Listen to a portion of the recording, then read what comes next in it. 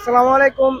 যে রিক্সাটা আপনারা সবাই পরিচিত রিক্সা, অনলাইনে সবসময় যে রিক্সাটা আপনারা সবসময় চোখের নজরে পড়তো, সেই রিক্সাটাই মনে করেন যে আজ থেকে এই যে আজকে 6 দিন চলে এই রিক্সাটা সুরে তালা ভাঙ্গা নিয়ে গেছে। আসলে কি চুরি নিছে নাকি হিংসামি করে নিছে, কে নিছে আমি জানি না।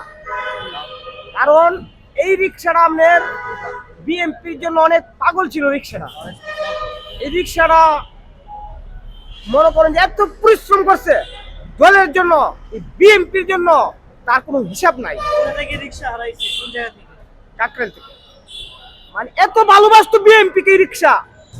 বাংলাদেশের মাঝে ইতিহাস থাকলে একটা ই রিক্সাই থাকবে, এটা কত ভালোবাসতো এই দলের জন্য, এই বিএমপির জন্য, এই জিয়াউর রহমানের জন্য, খালেদা জন্য, তারেক রহমানের জন্য। এই রিক্সা কখন না কি করেছে, তাই আজকে আমাদের বিএমপি সরকার গঠিত হয়েছে হয়েছে বলে এরা হিংসামি করে এই রিক্সাটা নিয়ে গেছে।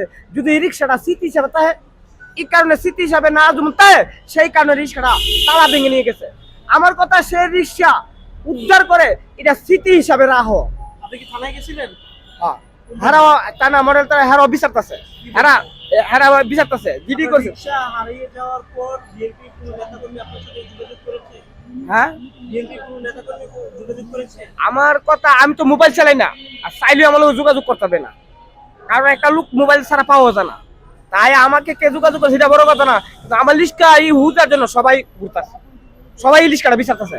কিন্তু লিস্টটা সবাই হুজতেছে, আমি হুজতেছি, সবাই হুজতেছে। ইনশাআল্লাহ আল্লাহর রহমতে, আল্লাহর উপর ভরসা রাখা কই এই রিক্সা বের হবে। আর এই রিক্সা যদি বের হয়, এই রিক্সা স্মৃতি হিসাবে থাকবে ইনশাআল্লাহ।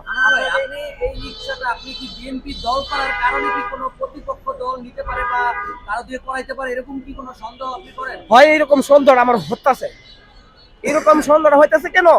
এই রিক্সাটা এত বছর ধরে, এবং এই রিক্সাটা হঠাৎ করে আমাদের বিএনপি ক্ষমতা হওয়ার পর ইলিশ কাটা চুরি করে নেওয়া মানে এটা একটা হিংসামির মতো রাখতেছে আমার লাগে।